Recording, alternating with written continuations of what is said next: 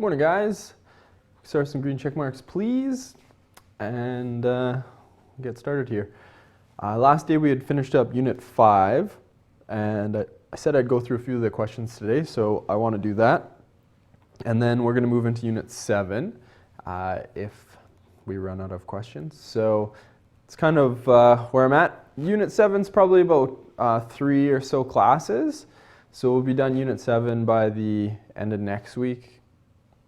And then we're going to jump into the last 2 units, 8 and 9, which are both physics, which is about 5 more classes. So takes us to kind of the middle of June, and then you guys will have your final exam. I believe we've set the date for the 21st on that. So that's kind of where we're at.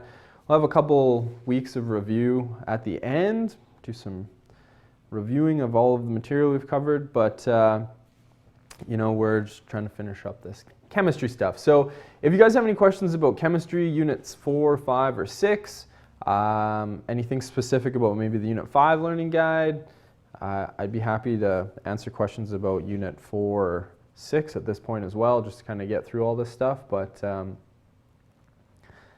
yeah, did anybody have anything specific from Unit 5 that they wanted to go through?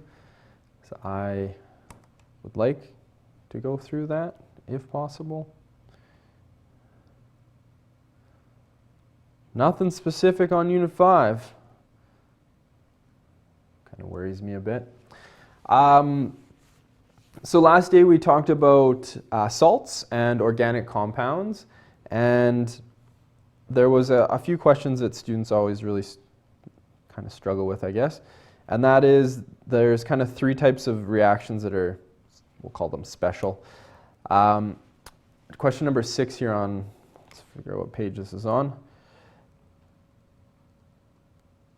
This is my page 10, so it should be around your page 10.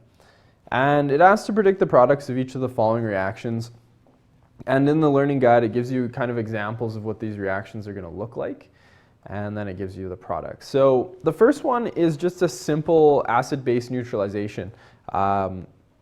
We've looked at these questions before in Unit 6. It's just kind of a special type of double replacement reaction where you have two compounds and they switch partners. And the reason this one is special is because you end up with the H from the acid and the OH from the base coming together and producing HOH. Written that a few times. HOH is just 2 hydrogens and 1 oxygen, and we'll typically write that as H2O. So that is that's your water, and then you're left with Ca and S, so calcium and sulfur. And anytime we have a metal and a non-metal combining together, we have what's called a salt. So ionic compounds, metal, non-metal, salt. So in this example, we have the acid and the base neutralizing one another, producing water, and then whatever's left produces our salt. So in this case, it's calcium and the sulfur. It's important to always write the metal first. You don't want to write S and then Ca. So that's kind of a reaction that you've seen before. The last 2 are trickier. So you have a metal oxide, so calcium and oxygen. It's metal and an oxygen. It's called a metal oxide. And water. And when we have a metal oxide and water, we produce a base. And the OH is what identifies this as a base. How did I know to do that? Well, you just need to be able to recognize these types of reactions.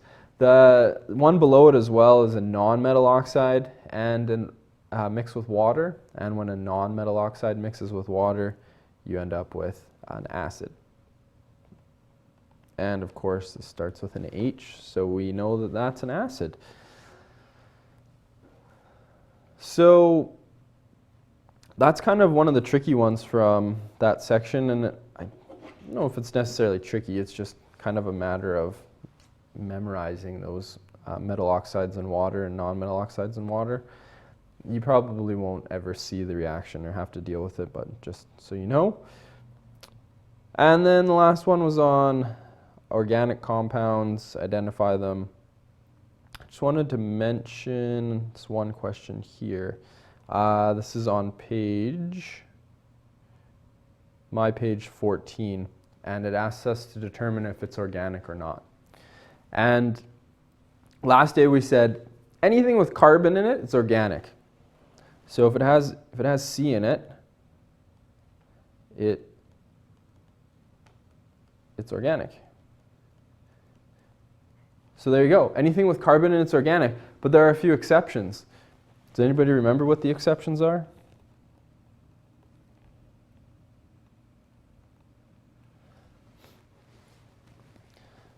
There are kind of the three big ones. So if it has carbon, by definition, it's organic, with the exceptions of CO, carbon monoxide. Contains carbon, not organic. CO2, carbon dioxide, contains carbon, not organic. And then anything with carbonate in it, the CO3 ion, that would contain carbon and be inorganic as well. There are a few exceptions like carbides, but we won't worry about them. Sometimes carbon will form an ionic compound. It's very rare. I don't actually remember what the carbides are. There's so few of them, they don't come up very often. So that's kind of the big three. If you can recognize CO, CO2, and CO3 as containing carbon but not being organic, you'll be okay. So for the rest here, we're determining each of the following is organic or inorganic. So we're looking for carbon, that makes something organic. And then if it has one of the exceptions in it, like this first example, CO3 is one of our exceptions. So this is inorganic. CO2 is our exception, this is inorganic. And then for the rest of them, if we see carbon, these are both going to be organic. As long as it has carbon, it's organic.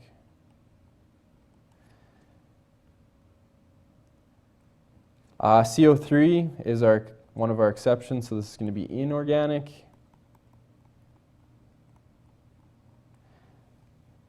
This one's a bit misleading possibly because we have this Cu and this is not carbon. So this thing doesn't have carbon in it, so this is inorganic. And this one has carbon, so it's organic. So those are kind of the big ones, CO, CO2, CO3. If you see those, it contains carbon, but it's not organic. Everything else should contain carbon and be organic. So there you go. Now that you've had a second to look through that, did anybody have any questions on anything related to Unit 5, Unit 4, Unit 6? Going once, going twice.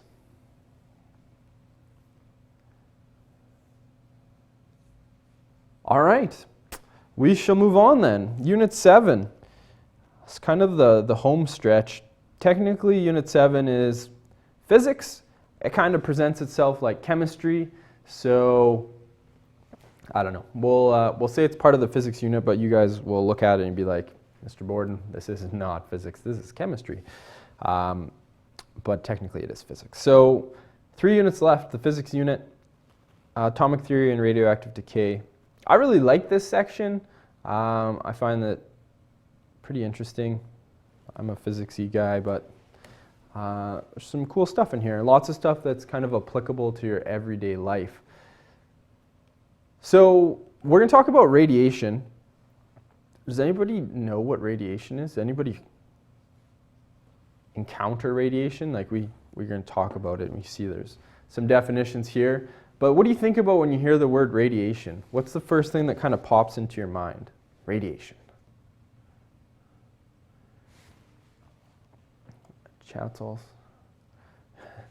Microwaves, radio waves, green stuff. Yeah, that's good. Jesse, like the Hulk, the Incredible Hulk. Yeah, Jenna, there's a bit of math. Adding and subtracting. That's it. No multiplication or anything like that. Jonah, toxic. That's kind of, even me, I spent lots of time studying radiation, playing with it. That's kind of the first thing that pops into my mind when I hear the word radiation. It's kind of a toxic thing. It's definitely not good for you, or maybe it is good for you. Radiation is really misunderstood, and the thing that comes to my mind, does anyone remember, it's probably like 2 years ago when all of the houses in Kelowna were getting smart meters. Does anybody remember that? It was in the news a lot, where the electricity company came to town and they put in a smart meter in your house, and the smart meter sent your electricity usage right to Fortis or whoever does your electricity. Nobody recalls that. Maybe it was just because they came to my house. Yeah? Okay, thanks, Josh. Yeah, so people were like, no, this is going to release radiation into my house and I'm going to get sick. And, you know, it's just really misunderstood, radiation. So we're going to talk a little bit about radiation. We're going to talk a lot about radiation, and we're going to try to understand it. That's what family was like. Your family, Jenna, is that what that meant? Your family, yeah. And I agree, like, don't get me wrong, more radiation is definitely not good, but it's important to understand a few things about radiation, like the amount of power that's there behind the radiation, and you know, a lot of radiation just kind of gets blocked and it's not good. So we'll talk about it and you can, you know, form your own opinion. Costin, it's just terrible timing. Page 15, Costin, what's on page 15 that we want to talk about?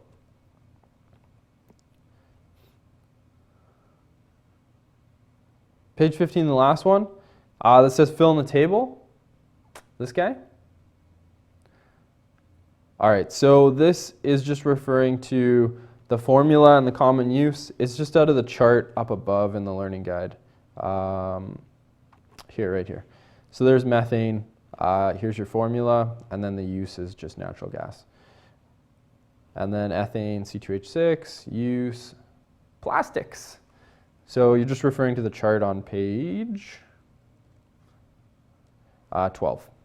And then it asks about a few alcohols, I think, which are on the next page there, page 13.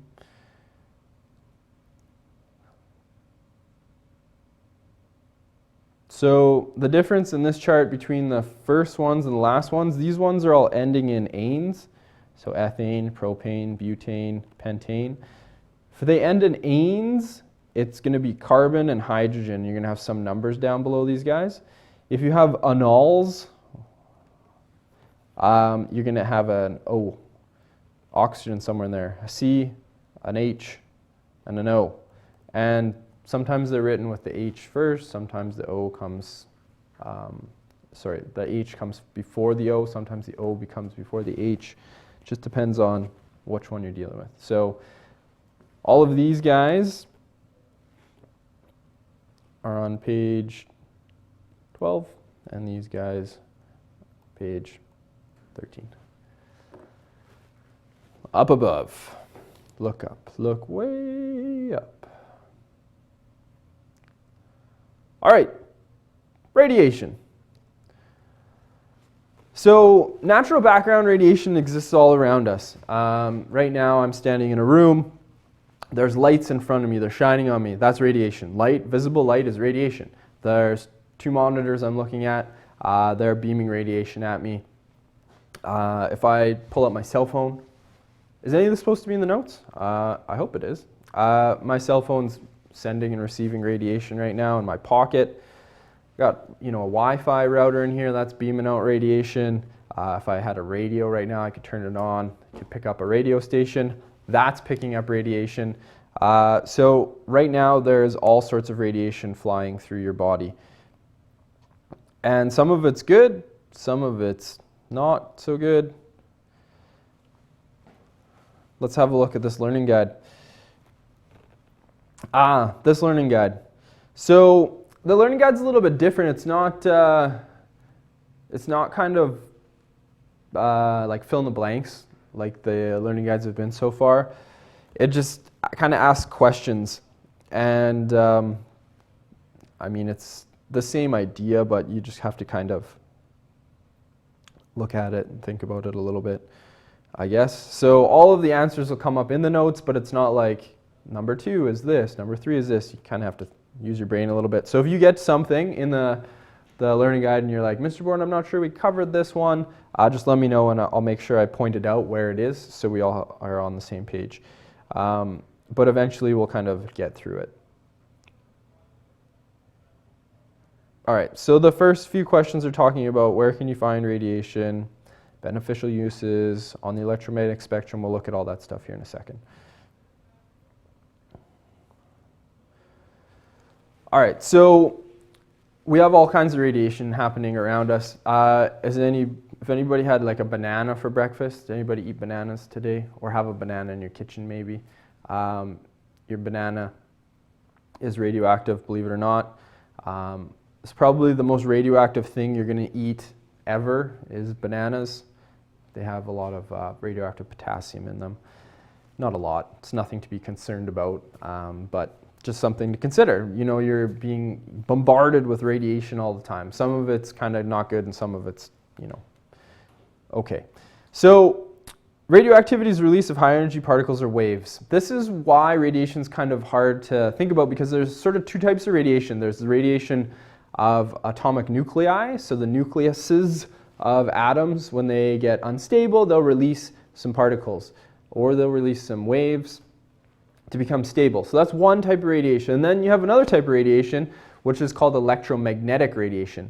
And the problem is that people lump them together, and they're really not kind of equivalent to one another. So things like X-rays, radiation therapy, and electricity generation, these are all useful examples of radiation. When you go to the dentist and they say, we're going to take an X-ray of your teeth, and you just bite on the little thing, and they put that little thing next to your face, and they, you know, the dental hygienist steps out of the room, and you hear like a click, and then you get a picture, and you can see if your teeth have cavities in it, or if you've broken a bone somewhere, arm, leg, wherever.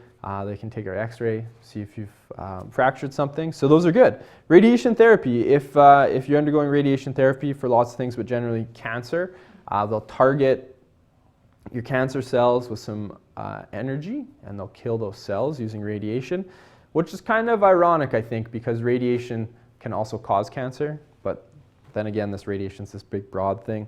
Electricity generation. We don't have a lot of nuclear power plants in Canada. There's more so out east in Ontario, Quebec, and I think New Brunswick or Newfoundland has a few.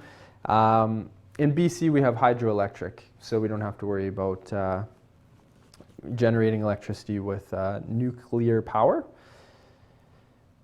So we have the electromagnetic waves cause bad stuff to happen to us if it's high enough energy, and then we have these high energy particles. So these are kind of getting back to the two different types of radiation.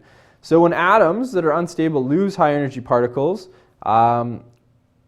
basically if the energy is enough, it'll rip electrons off the atoms that are good, and then they become ionized, and that damages them.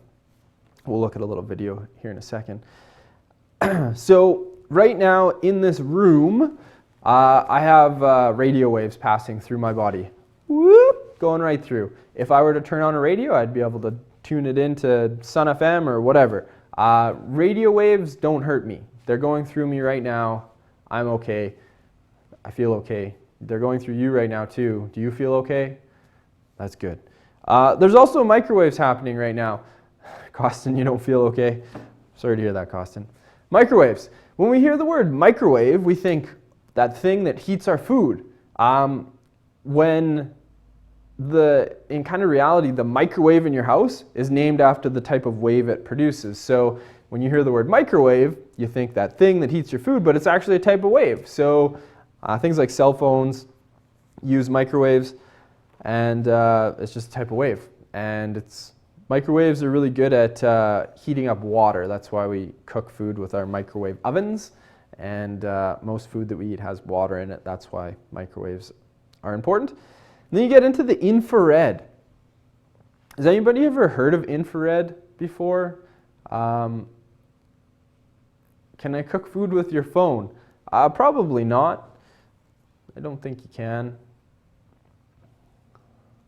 Yeah, so infrared. Does anybody, what's something that uses infrared in your kind of everyday life? Or IR. You might have heard of it as IR. Can anyone think of anything that you probably use every single day of your life that has infrared waves in it? Yeah, your TV, Jenna, that's right. So if you have a remote control and it has a little kind of LED bulb at the end of it, and you press the buttons on the remote control and it turns your TV on and off, and infrared waves come out of TV remotes. In fact, Mr. Ross, are we using life size right now? All right, so if I press some buttons on that remote, it should be okay.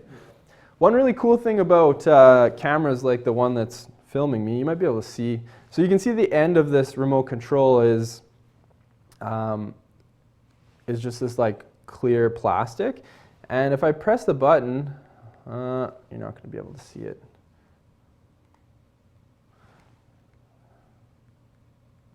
Well, I'll have to grab a different remote control next time. A lot of times the cameras that you have in your kind of everyday life, we'll try this one. This is one for the TV. Kind of see it, not really.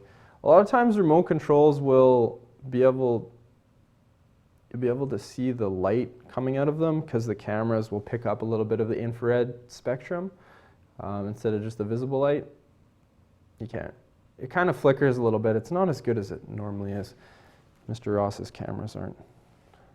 Maybe they're too good. We need some like low quality cameras. So infrared, you might have does anybody have like an old house, maybe your grandparents? Not very many new homes have them anymore, but when I was a kid, in my bathroom, above my shower, there was kind of like a red light bulb, and you turn it on. Does anybody have one of those in their house, or has anyone seen one of those before? No. Mr. Borden, you've lost it. Your friend does. All right. So yeah, it's kind of common. I don't know why they don't put them in houses anymore. Basically what it does is infrared is what we feel as heat. So if you were to go outside on a sunny day, you stand in the sun, you get warm. That's because the sun's producing a bunch of infrared waves and they're hitting you and they're making you feel warm. And we're all radiating infrared right now. So if we if we had a fancy camera, we could look in infrared, and it converts infrared radiation to something visible so we can see stuff. You've probably seen kind of like heat signatures of things before, and they have like red in the middle, and it turns it into kind of like a gradient. So I'm radiating everything around us. This little pen, this mouse, they're all releasing infrared radiation. Everything that exists that has mass exerts a little bit of infrared. So that's infrared. Then we get into the visible spectrum, and this is the only part of we can see. It would be really, really cool if we could see into like the radio spectrum, and we could look around and we'd see like radio waves bouncing off of things, but we can't. We can only see this tiny little portion, and it's the visible spectrum, and we see it as color. So we go from red all the way up to violet. That's all the range of colors we can see. Some animals can see a little bit into infrared, and some can see a little bit into ultraviolet. And they would just perceive them as being different colors. So visible light, everything around you, you're looking at your computer screen, it's blasting color into your eyes. That screen you're looking at, it's producing visible light, and that's radiation. So everything from radio up to visible light, everything there in that part of the spectrum, that's all kind of low energy stuff. So radio waves, microwaves, infrared waves, and visible light, these things aren't going to hurt you. They're very low energy. Once we get above visible light, we get into ultraviolet, then we start to get into things that can damage us as humans. So has anyone got a sunburn before? Generally speaking, probably everyone's experienced a sunburn at some point in their life. Sometimes worse than others. And what that sunburn is, when you are outside, the sun is producing all sorts of radiation, all parts of the spectrum. Everything kind of below visible light, really low energy, is not going to hurt you. You feel warm. And then when you go outside, you get blasted with ultraviolet radiation, UV radiation. That gives you a sunburn. It actually physically burns your skin. Bad news. So that's starting to hurt you a little bit. X-rays, you get into this higher energy waves, X-rays can definitely hurt you, and gamma rays at the high end of the spectrum there, they'll definitely hurt you. So everything visible light and down, not going to hurt you so much. Everything above visible light is probably going to hurt you. So this gives you a bit of an idea of the waves. At the very top level, it shows you the length of waves. So things like radio waves, the wave literally will start here and it'll end like kilometers away. So it's one really big wave that kind of goes up and down. And something like you get into microwaves, they're about 1 meter long. So your microwaves will start here and they'll go up and then back down. There's your microwave. They're about 1 meter long.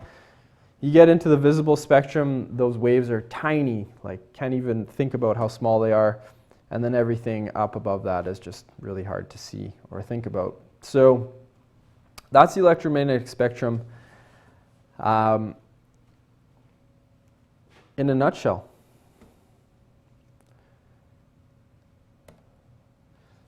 All right. What I want to do is I want to watch a video here, and sometimes it's hard for me to watch it through my TV. So what I'm going to do is I'm just going to throw it into chat. If I can find it here. And I'd like you to just have a little watch. Come back, give me a green check mark when you're done. It is 5 minutes and 20 seconds long. Shouldn't take too terribly long to watch it. There you go. Just have a little click on that, have a watch, green check mark when you're done, please.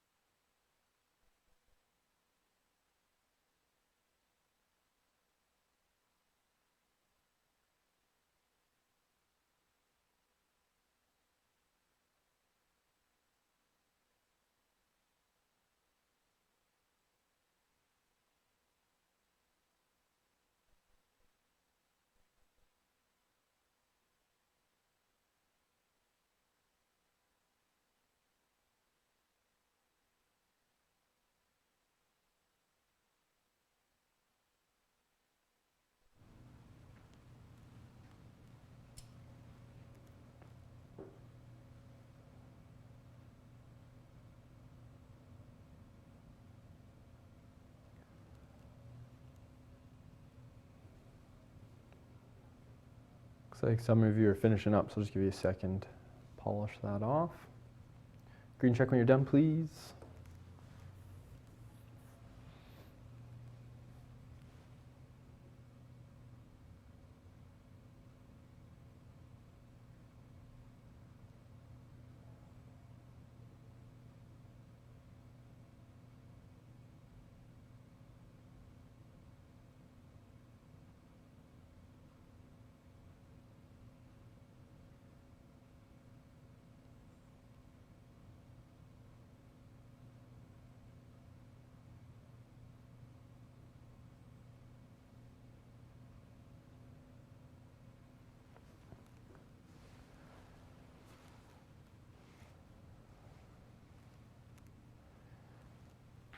All right, that's looking like most of us had an opportunity to watch that. So I think what that video does is really shows the difference between the kind of high energy particle radiation that we're going to talk about as opposed to the sort of electromagnetic wave radiation. So they're very different things. Did anybody find anything interesting in there or surprised by anything, or just kind of like, yeah, Mr. Borden, I knew all that stuff already? It's kind of new, surprising. Anything you liked, didn't like? Surprising. Yeah, and we always have this sort of notion that everything that has to do with radiation is sort of harmful, and in reality, a lot of the radiation that we encounter in our everyday lives is very valuable. We use it, you know, for everything from seeing things around us, looking at things, to sort of other things in our everyday lives. There you go. So we're going to take a little history trip, I guess. We're going to take a step back in time. So radiation's everywhere. It can be difficult to detect. So we've only really known about radiation for about 100 years. When we're talking about radiation, we're talking about kind of the particle radiation. And there was a guy named Röntgen, and he discovered some rays. These things were coming off. He's creating these rays, and he didn't know what they were. So he's like, well, we'll call them X for now, because in math, every sort of, you know, things we don't understand or know, variables, we call X. And he didn't know what they were, so he called them X rays. And the name just kind of stuck. It never went away. So to this day, the X rays could have a fancy name like gamma rays or microwaves or things like that, but we're like, no, we kind of like X rays. We'll stick with that. And there you go. There's a guy named Henry Becquerel, and Becquerel was looking at some uranium. And uranium exists naturally. You can mine it, pull it out of the ground in rocks. And he found that it was, you know, emitting this radiation, visible energy.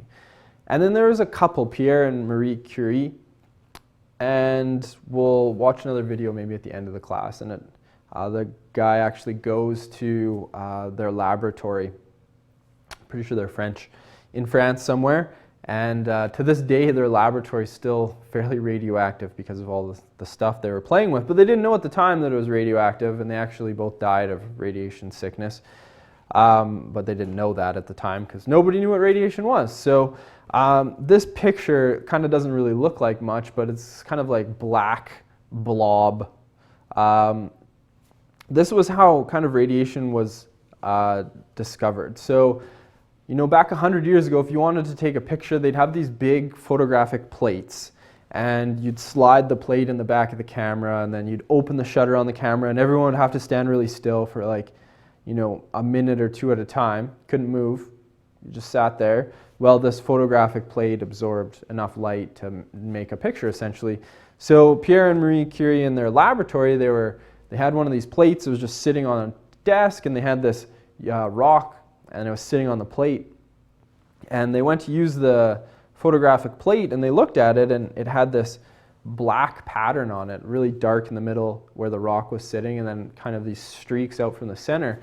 And this is kind of how you know, radiation from uranium was discovered, because they could actually visibly see it.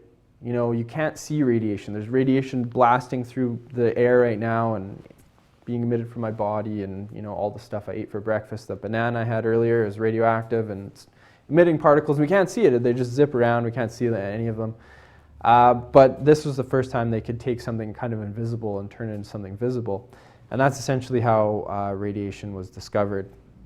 Eventually, we can use things called Geiger counters, which can detect radiation and radioactive particles. So this is kind of the big sort of concept, and this is kind of where we go back to chemistry. So this word isotope.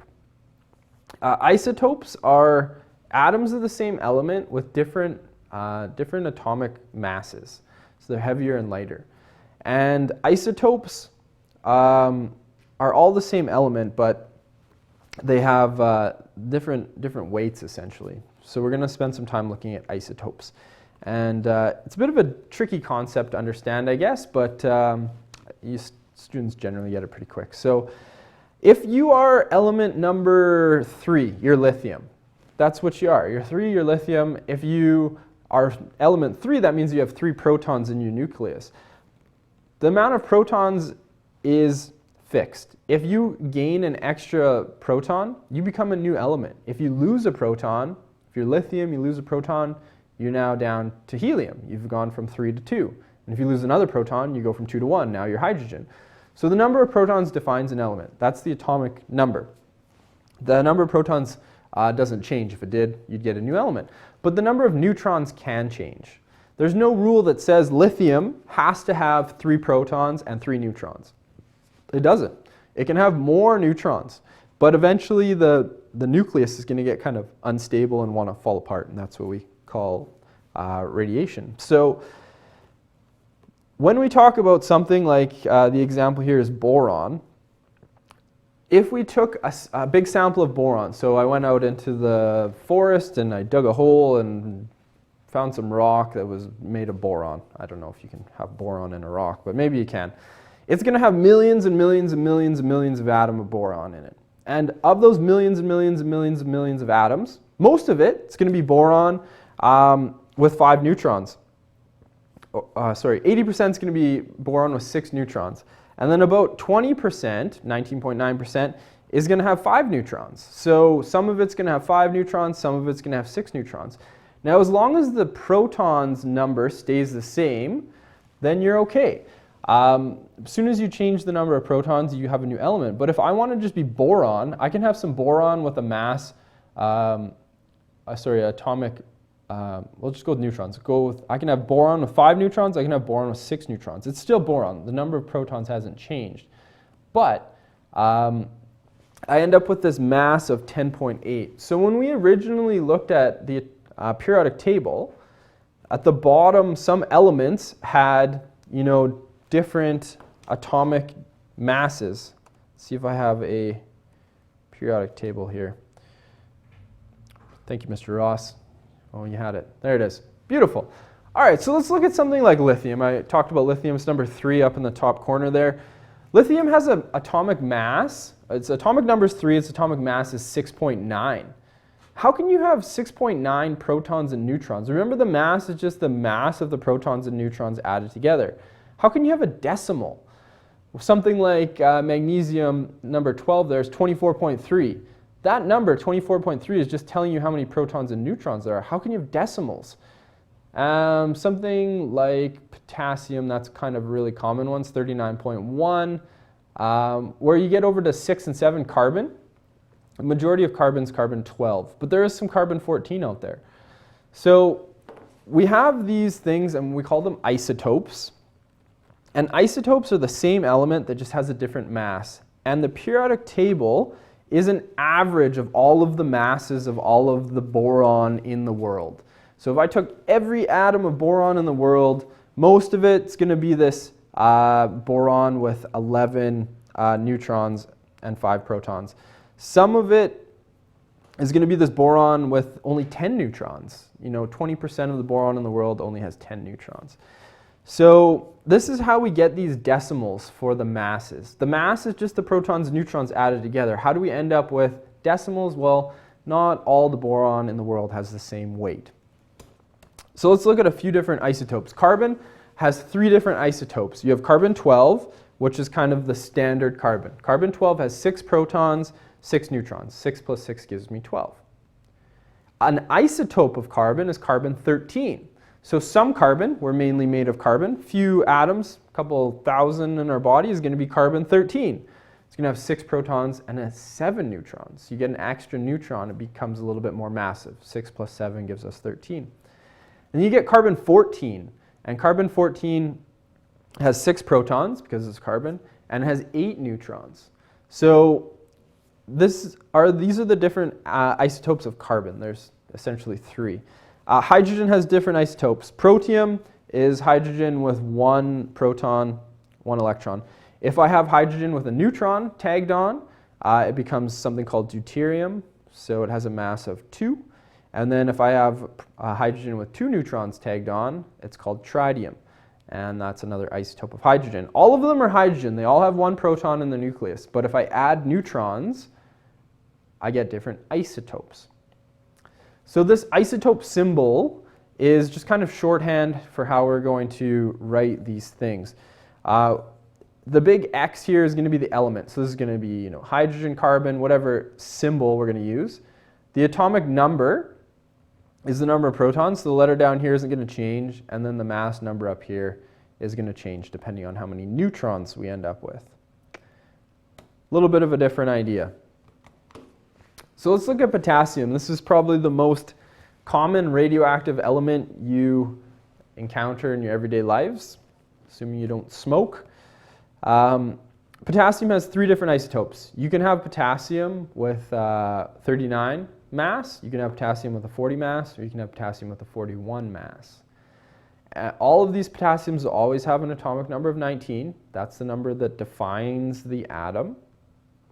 But look in the middle column here, or row I suppose, we have potassium 39 has 20 neutrons, this one has 21 neutrons, this one has 22 neutrons. The proton stays the same. If we change the number of protons, we're no longer potassium. And then we add these two together to get the mass. So 19 plus 20 gives me 39. 19 plus 21 gives me 40. 19 plus 22 gives me 41. So the majority of potassium in the world is potassium 39. 93% of the potassium in the world is potassium 39. 1% is potassium 40, and about 6.7% is potassium 41. If you take the average of all those things and add it together, overall potassium is going to have a mass of 39.1, and that is the atomic mass we put on the periodic table. Majority of potassium, 93%, is potassium 39, but there's a little bit that's 40 and there's a little bit that's 41. So if we average all of them out based on how much there is, we end up with this atomic mass of 39.1. We have to add them up. So that's how isotopes work.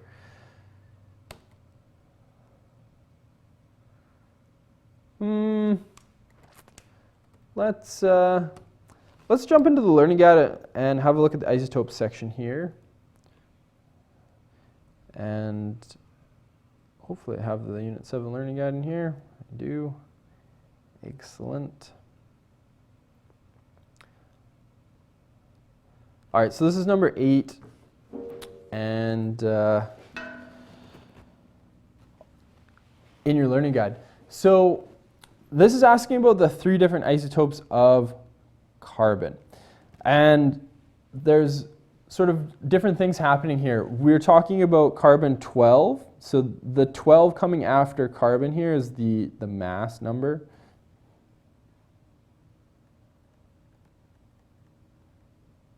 That's the mass number. So if I talk about carbon-12, that means carbon with a mass of 12. The number of protons for carbon is always 6. This is the atomic number. Carbon doesn't change, it's always 6. If I add an extra proton, it becomes nitrogen. No longer is it 6, it's now 7. Carbon's always going to be our symbol. And the number of protons is always going to go down at the bottom. That's our atomic number. The number that goes up on the top is going to be the atomic mass. So this is kind of a shorthand of writing it instead of writing it out each time. So carbon 13 has a mass of 13, that's what the 13 means, and carbon 14 has a mass of 14, that's what the 14 means. The tricky-ish bit is going to be determining how many neutrons we have. So what do we think for carbon 13? How many neutrons is carbon 13 going to have here? Brilliant, you guys are on it. So if we add these two together, we should end up with the 12. So 6 plus 6 is 12, 6 plus 7 is 13, and 6 plus 8 is 14. So if we remember back to the difference between atomic number, atomic mass, should be all right there. So these are different isotopes of carbon.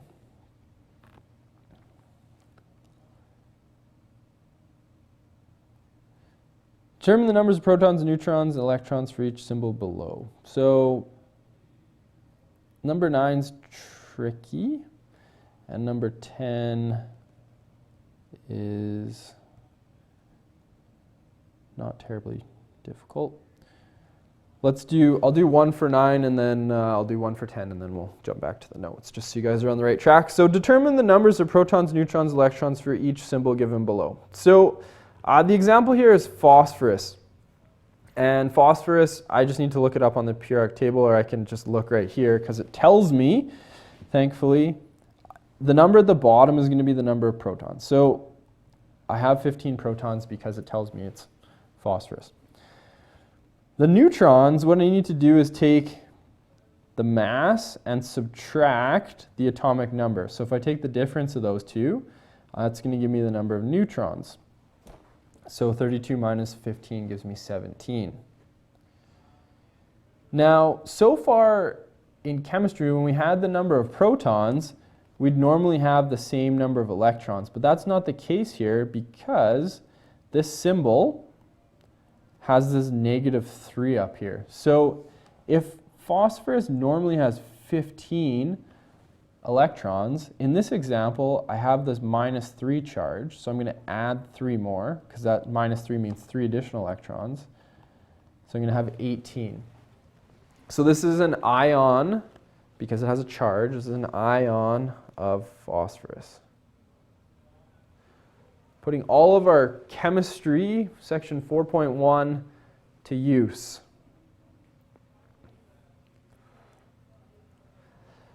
All right, the next one here, number 10, I'll do the first one and leave the second one for you guys. So I see it's 17 protons, so I don't know what element it is, but it has 17 protons, so I can put the 17 there. If I look at the periodic table, I can figure out which is element 17. And I don't have that memorized. 17, 13, 14, 15, 16, 17. So it's chlorine.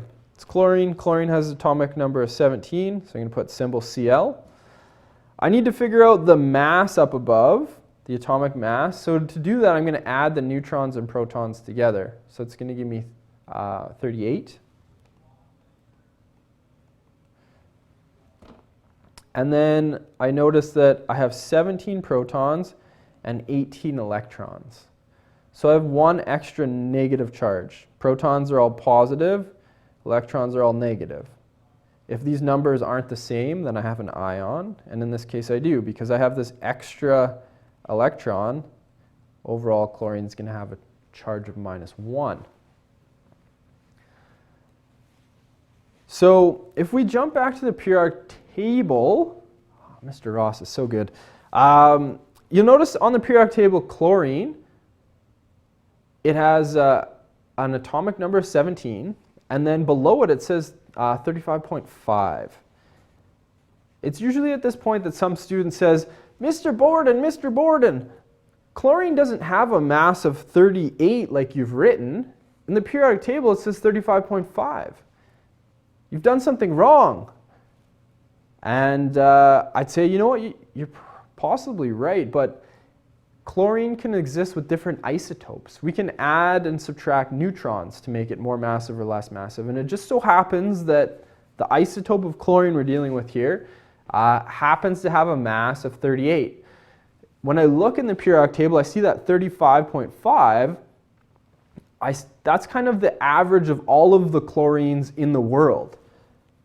But the chlorine that specifically I'm dealing with right now has a mass of 38. So it's just an isotope of chlorine. The masses that you deal with in sort of the questions might not match the masses on the periodic table, because the majority of chlorine in the world is probably 35, with a mass 35, but there's going to be some with that mass of 38. That's why it's not exactly 35. There's that decimal to represent the different isotopes that are present in the world. What about number 2, Costin? What about it? Can we do it together, Costin? You help me, I'll help you. What are we thinking, Costin? How many protons does it have? Or anyone for that matter. 26. Yeah, you got it. So the number at the bottom is the number of protons. That's 26. Neutrons. How many neutrons do we have there? Remember, to get the neutrons, we take the atomic mass and we subtract the 26, because the mass is the protons and neutrons added together. And then we have, if we take away the protons, what's left is just the neutrons. I'm thinking it's going to be more than that, because 55 minus 26 is going to be around 25. This would be 30, so 29. You're off by, does that work? 26, 29, 40, 55. Yeah, I think that works. Forgot to carry that one. It's all good. The last one's maybe the tricky one. Normally, iron has 26 protons, means normally an atom of iron would have 26 electrons. But I have this little +2 here. So that means that I have 2 more protons than electrons. So if I have protons, and there's 26 protons, and I know that I have this +2 charge to deal with, that means I have 2 extra protons, because overall it has a charge of +2. So how many electrons do I have if I have 26 protons and I have 2 more protons?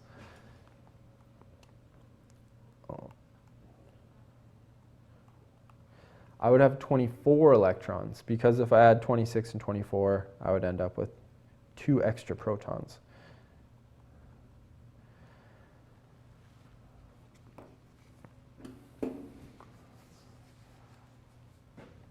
And there you go. So that's kind of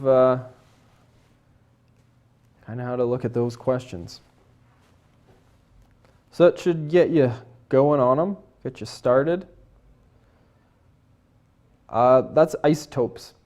Kind of a tricky concept until you really wrap your head around what an isotope is. The fact that you're going to have atoms that might have more or fewer neutrons, which is going to have an effect on the actual mass of that atom. Thanks, Josh. All right, let's jump back into the notes. I'm going to take a little shift in gears here. We're going to jump into a few different types of radiation. So, talk about radioactive decay. We're talking about atoms. I should say isotopes, really. So isotopes that become really unstable, because once you get a bunch of neutrons in the middle of your nucleus, the video there talked about the nuclear force keeping the nucleus together. Once you get too many neutrons, there's not enough stuff holding all of it together, and it just kind of wants to fall apart. So what atoms will do is they'll release some particles to make themselves more stable. And there's 3 different particles that atoms can release. Technically 2 particles and 1 beam of energy. So when we get lots and lots of neutrons, things become unstable. Atoms kind of want to become stable. So what they'll do is they'll release a particle, and that'll kind of simmer them down and make them more stable. So they'll often release elements until they fall into their most stable form. And different elements will have different isotopes. So when we talk about carbon, majority of carbon, we're made of carbon. The majority of carbon in our body is carbon-12, almost all of it. A very, very small fraction of the carbon in our body is carbon-14, and that carbon's radioactive. So right now, probably somewhere in my body, I have some carbon-14, and it's, radioactively decaying. And we call that radioisotope. It's just a fancy name of saying the stuff that wants to kind of break down. On page 1 of the learning guide, Costin, is that what you're talking about? So the learning guide is a little different this time. It's not just fill in the blanks. You kind of have to look at the stuff on the slides and figure out what the blanks are.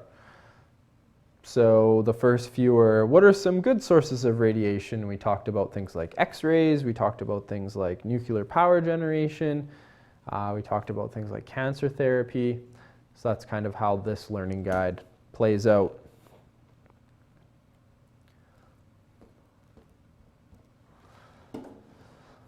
All right, so there's 3 different things we need to know: alpha, beta, and gamma. And I have my data booklet here. I never leave home without it. Always keep a copy in my pocket, just in case I need it. And on page 12 of your data booklet, the very last page, in the top of the page, it has some common isotopes. So we've talked a little bit about what isotopes are, so we'll talk more about this stuff. And then in the middle of the page, it has alpha, beta, and gamma, so the symbols and what they are. And that's what we're going to look at right now, is alpha, beta, and gamma.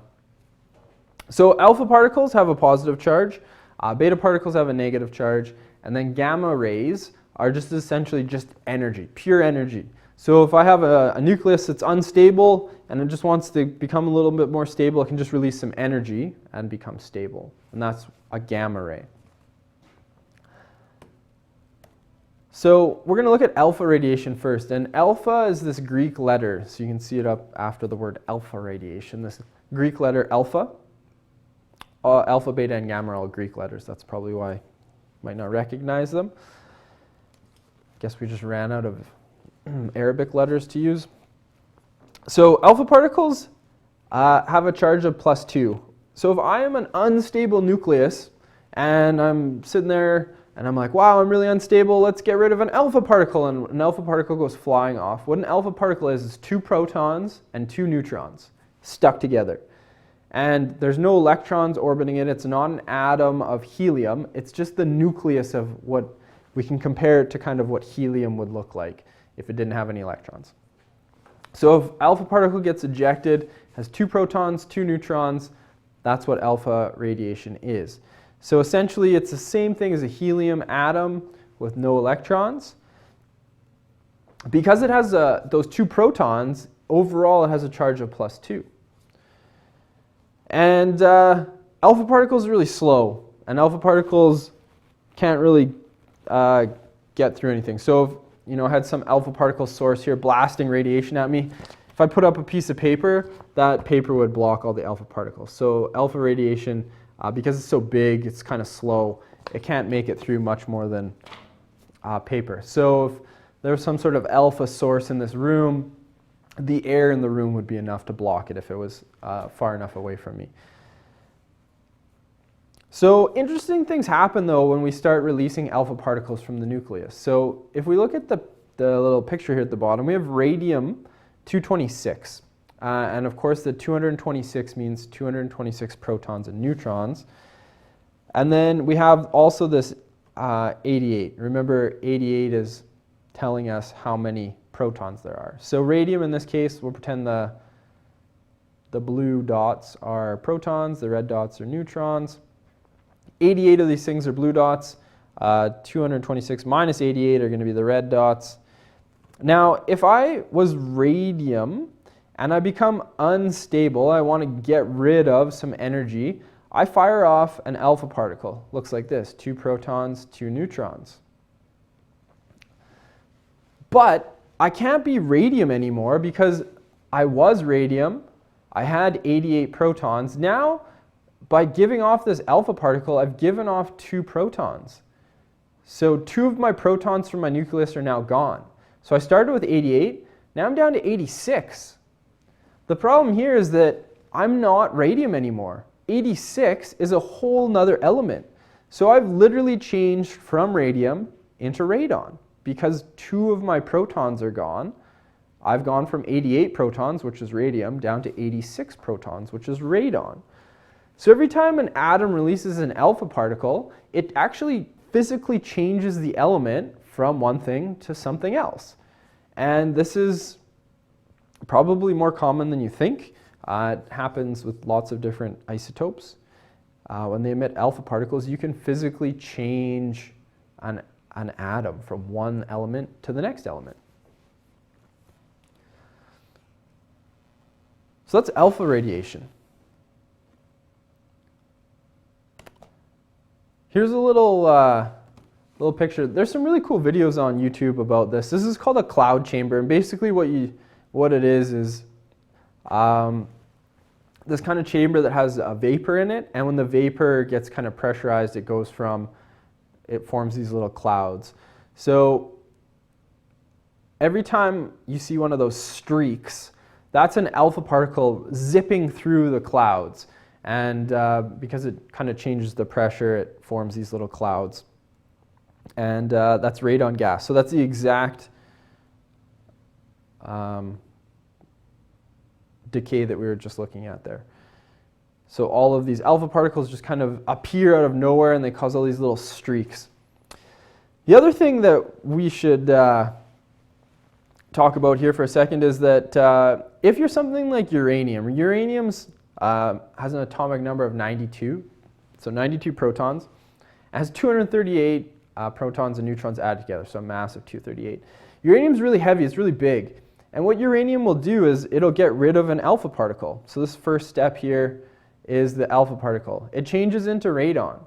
And then the radon's going to release an alpha particle because it's radioactive, and it's going to change into polonium. And then that's going to release an alpha particle, and it's going to change into lead. And then we're going to release 2 beta particles to change back into polonium again. And this is what these large radioactive elements are constantly doing. They're emitting alpha particles, and they are, changing from uranium, then it changes to radon, then polonium, then lead, then bismuth, then polonium again, and then back to lead. So different isotopes of lead. It's unstable as lead-214. It'll eventually settle at lead-210, which is a stable isotope of lead. So this is how things undergo radioactive decay. Often there's a bunch of steps along the way until they become something stable. They don't always just become stable right away. So what we can do, and Jenna, you're like, is there any math, Mr. Borden? A little bit of math, adding, subtracting. We can write equations just like we did for chemical equations. If we had something like, sodium plus chlorine reacts to produce sodium chloride, we can do stuff like that with these, and the math always works out, which is really cool. So if we have radium-226, the one we were just looking at in the example, it becomes unstable and it gives off an alpha particle. So what we can do is figure out what's left over. So if we have radium and it gives off 2 protons, 2 neutrons, so an alpha particle, we're left with radon.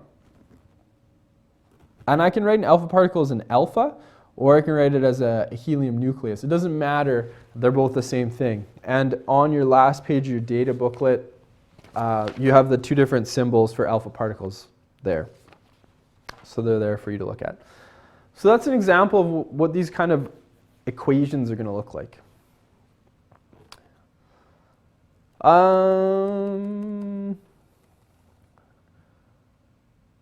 We'll do beta and then gamma, and then we'll call it a day. That's probably a good spot to stop. So beta radiation is essentially just a really, really high energy electron that's kind of trapped in that nucleus in the middle there. Okay, Costin. So beta particles are represented with the Greek letter beta, which you can see down at the bottom here. This fancy B, you might have seen it before.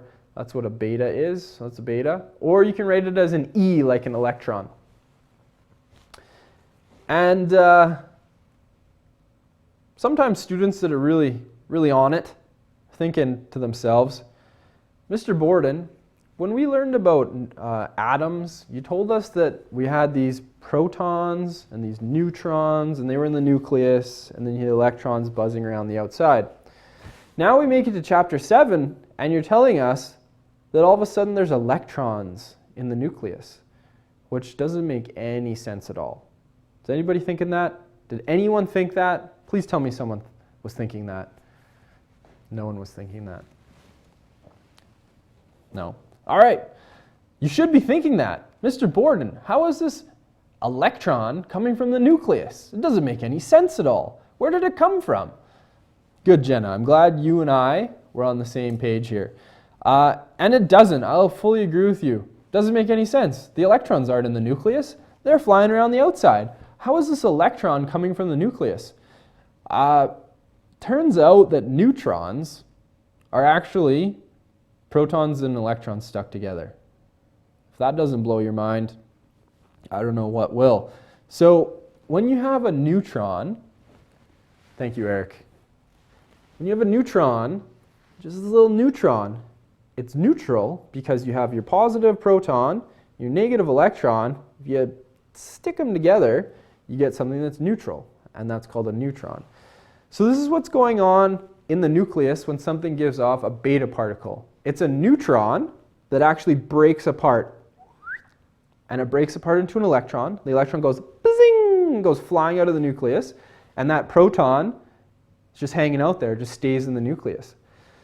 Which is really, really weird when you think about it. Because if I had something like iodine, in the example here, iodine has 53 protons. Now, one of the protons in iodine is actually going to change, one of the neutrons in iodine is going to change into a proton. So now it's no longer iodine, because it was iodine with 53 protons. Now it's going to become xenon with 54 protons, because one of my neutrons turned into a proton and an electron. The proton hangs around, the electron goes bzzing, goes flying off. And this is what we call beta radiation. And because this beta radiation is giving off electrons, it's always giving off these little negative particles. Neutrons are actually changing into a proton and electron. Electron goes away, proton stays there. And beta radiation is actually a little bit more energetic than alpha. It's not quite as big, so it can go a little bit faster. And if I wanted to block beta radiation, I'd need something kind of dense like aluminum foil. Aluminum foil will protect you from beta radiation. I think that's why people that are perhaps a little bit off wear those like tinfoil hats, maybe to protect themselves from the beta radiation. The ones that we see portrayed in movies.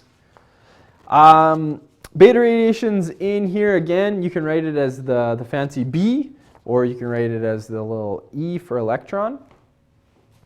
And I think it's really cool, beta radiation. You can change a neutron, just an atom. In our body right now, there's probably beta radiation coming from something.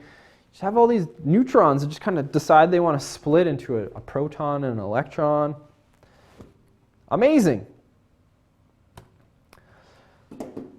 Again, the math works out here, and it works out in a really strange way. So normally we have the number at the bottom is the atomic number, so we're talking protons. But when we give off a beta particle, it's not talking about protons, it's talking about an electron. But the math still works. This is the most common place students are going to make mistakes. It's kind of funny when, not funny, I don't want to make fun of students, but when you make the mistake and I'm like, but when you subtract 1, shouldn't you end up with? And then you're like, oh, that makes sense. So let's look at the math here for a second. I'm iodine, just hanging out, minding my own business. And then all of a sudden one of my neutrons is like, I want to break down. And it goes bzzing, and the electron goes flying off. So this is our electron, this beta particle. And then we all of a sudden we gain this proton because the neutron changed into a proton and electron. So no longer do I have 53 protons. I've now gained a proton, so I'm over to 54 protons. But the math still works. If I think about that arrow as being an equal sign, I think about the plus over here as being a plus sign. I go 54, I subtract 1, what do I get? I get 53. Amazing, the math works out. I can write it as a beta particle with the fancy beta, or I can write it as an E for an electron. but the math works. The last one's gamma radiation. I don't know why my gamma didn't work out here. I had a little gamma up at the top. Didn't like it.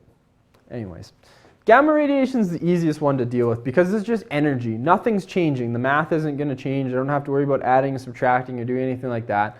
If an atom is really unstable, the example here we're looking at nickel. Nickel's really unstable. It wants to break down, but it can't decide what to do. It'll just give off some energy, and that's gamma radiation. Gamma radiation is pretty nasty stuff. If you get hit with it, it can ionize your atoms in your body and do some serious damage. And it has no charge, it has no mass, it's just pure energy. And when you want to stop something like gamma radiation, generally speaking, you'll need a few feet of concrete, and that will keep you safe from some gamma decay. So it's not always just one nucleus undergoing gamma radiation. Sometimes something like uranium will actually give off alpha and gamma at the same time. The second equation is not as common. The uranium one at the bottom here, uranium breaking down to thorium, an alpha particle and 2 gamma rays. Most of the gamma stuff you'll see will look like this. And the only way that we really signify that something's unstable is we put the little asterisk or star next to it. So when you see gamma questions, they'll often have this little star here. And this star just denotes that, hey, this is nickel, but it's really unstable. Radioactive nickel. Doesn't like how it's existing right now. So it wants to become stable. So nothing changes. The 60 is still 60, the 28 is still 28. But it gave off a little bit of radiation, gave off some gamma ray, 1 gamma ray, and we lose the asterisk. Now that it gave off that gamma ray, it's now stable. So that's what your gamma decay is going to look like. No math to do, really easy. You write the symbol for gamma, this fancy Y. This is the Greek letter gamma. It's kind of like a Y. And that's what gamma radiation looks like. All right, so this is just a summary of radiation, and then we'll call it a day here. So you have 3 types of radiation, 3 types of radioactive sort of particles or decay. Alpha, beta, gamma, Greek letters, alpha, beta, gamma. Alpha, 2 protons, 2 neutrons, has a charge of +2. Beta, high energy electron, has a charge of -1. Beta is kind of in the middle, can be blocked by metal full or concrete. When you want to stop a gamma ray, you need a few feet of concrete, or really that really dense lead will do it. And then something like alpha is really big and slow, and you can block alpha with paper. The really cool thing with these decay equations is that they always mathematically work out. When you have an arrow, the things on either side of the arrow have to equal one another. So it works out for us when we do the math. And there you go. Alpha radiation, beta radiation, gamma radiation. So if people kind of, ask about ionizing radiation. So the video that we watched at the beginning kind of explained it, but we can talk about it again here. So let's say you have your cells in your body. Let's say I go near some radiation source. Maybe you probably have a smoke detector in your house. Generally speaking, smoke detectors have something called americanium, which is a radioactive isotope, and it's emitting radiation constantly. So let's say I was, sleeping with my smoke detector, and it was giving off radiation, and it hit one of my cells. Now, usually what happens when you get hit with radiation, ionizing radiation, that high energy stuff, the stuff like gamma, stuff like X-rays, this really high energy radiation, what happens is it ionizes your cells.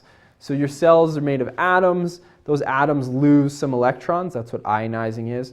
And this is a picture of the DNA in your cells. If the DNA code in your cells gets ruined, when your cell goes to reproduce, the code's broken.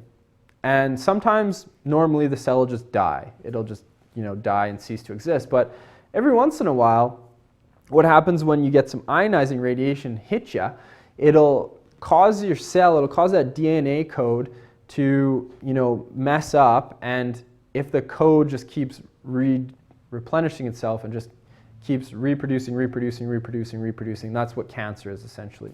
So if the code gets messed up in a bad way and your cell just keeps on reproducing, that's what we call tumors. So tumors are just rapid reproduction of cells.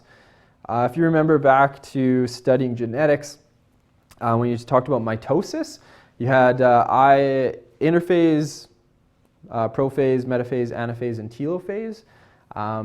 Remember, telophase at the end is where it just wants to reproduce and reproduce. And that's what a tumor is. Your genetic code gets messed up and it just keeps reproducing that cell, and that's a tumor. And if it gets into parts of your body like, vital organs, you can die of cancer.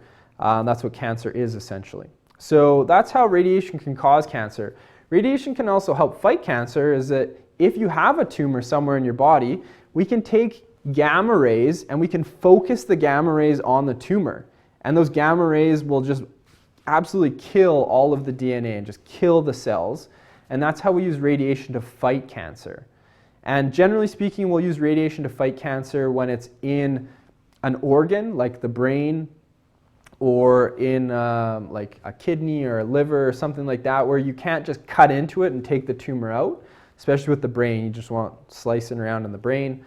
Generally bad news. So what we'll do is, with something like the brain or different parts of your body, if you can't just cut in and cut the tumor out, we'll focus radiation in there, and the radiation can kill the cells, those tumor cells. The problem with radiation is you got to make sure you kill all the tumor cells, so you got to kill some of the good stuff around it, which can be bad, makes you sick, things like that. And that's how we can fight cancer with radiation, but the radiation also causes cancer as well. So it's kind of, you got to kind of weigh the pros and cons. The second little image kind of behind my head here is showing the penetrating power of the three different forms of radiation we talked about. So something like alpha gets stopped by paper, beta can go through paper, be stopped by aluminum foil, and then gamma is going to blast through paper, blast through the aluminum foil, and get slowed down by something like a thick layer of lead or several feet of concrete would stop your typical gamma ray. Normally I show this video, A is for Atom. It's from 1953. I just love it. It actually is like probably one of the best videos at explaining what radiation is. I just found another video though that I think does a really good job of talking about some radiation type stuff. So I'm going to show that one instead. If you want to watch A for Atom, I'd recommend it. You can just Google it on YouTube. There's 2 parts to it. It doesn't matter if you don't watch, it's not the end of the world. But I'm going to leave another link for you in chat. It's a guy who has a YouTube channel. It's called Vertasium, and he does really great videos. And actually in the video I'm going to leave you with, he travels all around the world looking at different radioactive places, and he has something called a Geiger counter that measures sieverts, and he talks about different doses of radiation. So it's actually a really cool video. I'd never seen it before, just discovered it the other day. So we'll leave you with that. Before I go, does anybody have any questions about anything related to radiation, the learning guide, even chemistry for that matter? I'm going to hope that you can finish off the Unit 5 learning guide either today or tomorrow and get that Unit 5 test written. Unit 7 is really short. It's only 2 sections. So we'll spend today, next day, and then maybe Tuesday next week, polish off Unit 7. So it doesn't take us that long. Anybody have any questions before we go? All right, what I'll do is I will find the video I wanted you guys to watch, and it's about 10 minutes long. We'll call it homework.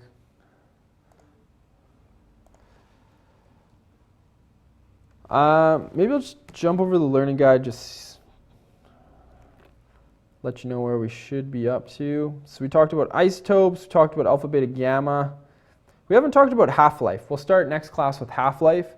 So you should be up to the bottom of page 3.